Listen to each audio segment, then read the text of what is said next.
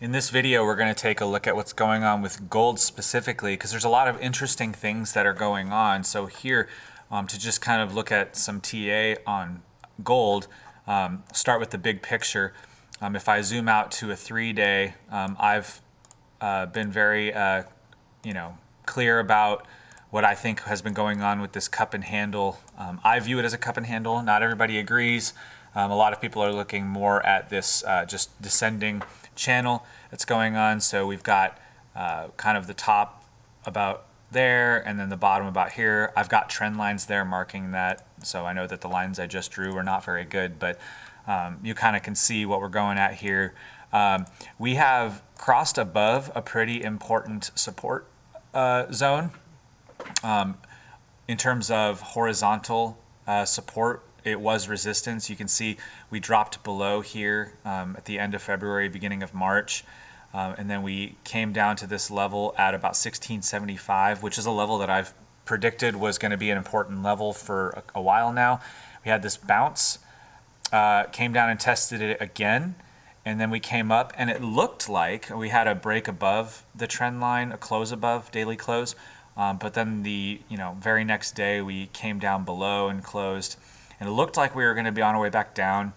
I did a video a few days ago where I discussed the convergence of this descending trend line, which has been a pretty important trend line. If you follow my crosshairs as we go down, it's been a pretty important trend line on the way down in the channel, cloned from the upper and lower band of the parallel channel. We have a convergence of that trend line along with a trend line that was cloned from the bottom. You can see, if you follow my crosshairs, the bottom back in 2015 of the gold market. We have a trend line that became support on a number of occasions, was resistance, support, resistance, resistance, support, resistance.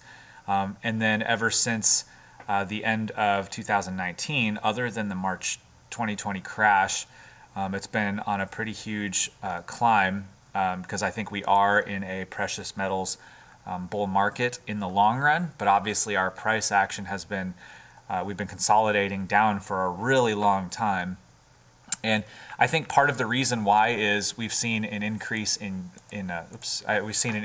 yields. Basically, ever since the top of the gold market, when gold was over $2,000, we've seen yields coming up. And I think a lot of that has had to do with inflation expectations, yields rising. Yields rising is bad for gold. I think the market was pricing in the possibility that the Fed was going to interact.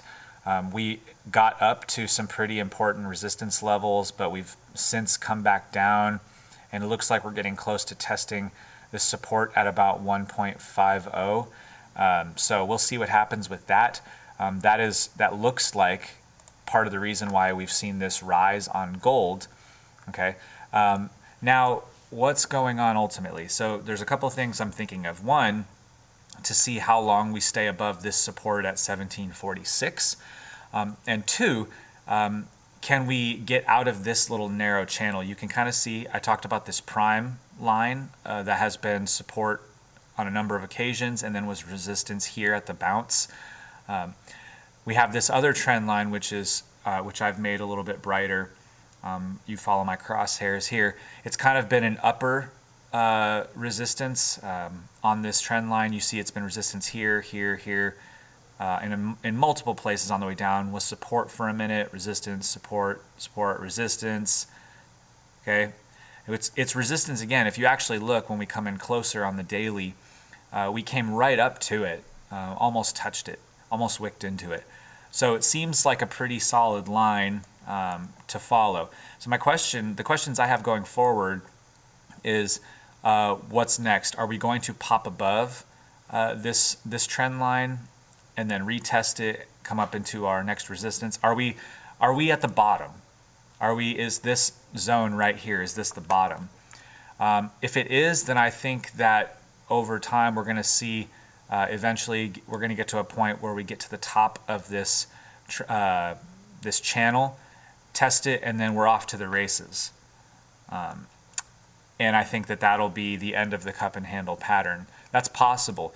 Now, I'm just going to say I have predicted that we were going to fall back down into this green box that I have here.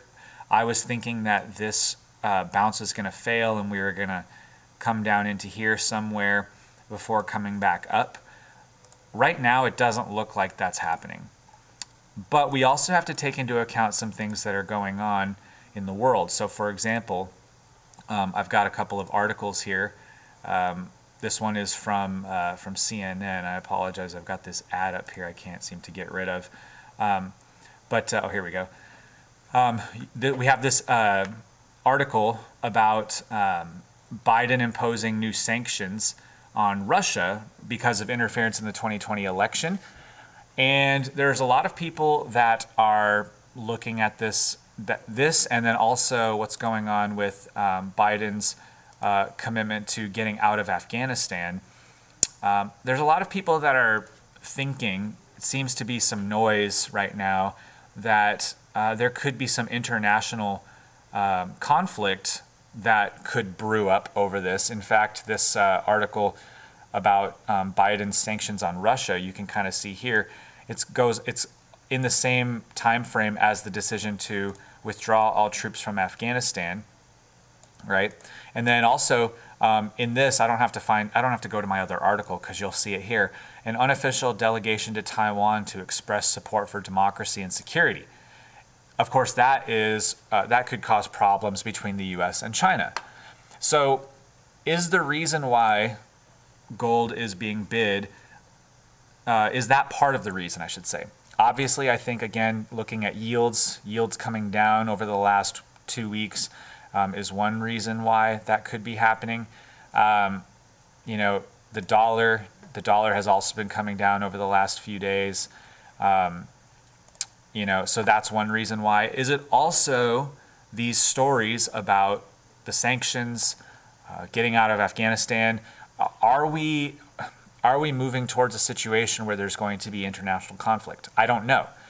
But I know that when those kinds of things happen, commodities, particularly like gold, increase in their value. Everybody kind of rushes to safety, so to speak, to protect their value by going into gold. Okay. One other thing we could do if we really wanted to is we could start looking at the Japanese yen in FOREX and also the Swiss franc, because a lot of times FOREX, specifically relating to the yen and the franc, will tell you what you need to know as it relates to whether people are moving to risk off or if it's still a risk on environment. So if we just start with like looking at the US dollar, right? The US dollar to the Japanese yen has been falling. The US dollar to the Swiss franc has been falling.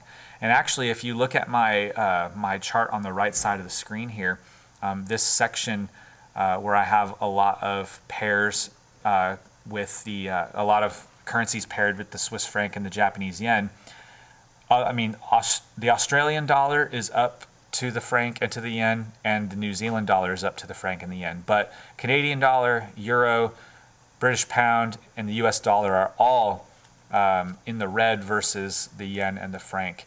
And so the question is, why? I think that if all of the currencies were trending towards the yen and the franc, I think that would be a greater indication that we are moving to risk off, and that might be, why gold is also being bid. But it's not certain. Okay, so what does this mean for us going forward? We definitely have to keep an eye on our gold chart. We definitely have to keep an eye on this descending trend line right here. We also have to keep an eye on whether or not we can hold this horizontal support here. If we can't hold that support, then we'll go back down probably and we'll retest the support here at 1675. And if we can't hold that, then we are going to fall into the green box here. I think gold is a wait and see right now. I think that it's better to just kind of wait for gold to clear above. I think gold definitely has to clear above our trend line here that I've got brightened. And I think it's probably also got to get above 1795, this this resistance level right here. Preferably, I'm thinking gold is not something I want to get hugely involved in until we get to the upper 1800s level. If we can bounce above that and resume up, I think that'll be the best time to get in, because you could see that this area has been good support and resistance ever since the high back in August. So I think gold is a wait and see right now, but things could change very quickly. And then just looking at silver, silver once again outperforming gold. Typically in precious metal bull markets, silver will outperform gold. You can see on the gold to silver ratio. I highlighted this a few days ago. We are in kind of a bear flag. We've broken below it. We're retesting it, and it looks like we're going to resume down. I think that if this continues to resume down, then metals, at least for the time being, are going to continue to increase in value. At least that'll be another indication that metals are going to be increasing in value. So it'll be really important going forward to pay attention to what's going on with yields and the US dollar, looking at the FOREX pairs with the yen and the franc, and then paying attention to the news as it relates to international foreign policy and international affairs. So that's kind of what's going on right now. Interesting time right now. A lot over the next few days and over the next week that's going to show us the direction of the markets.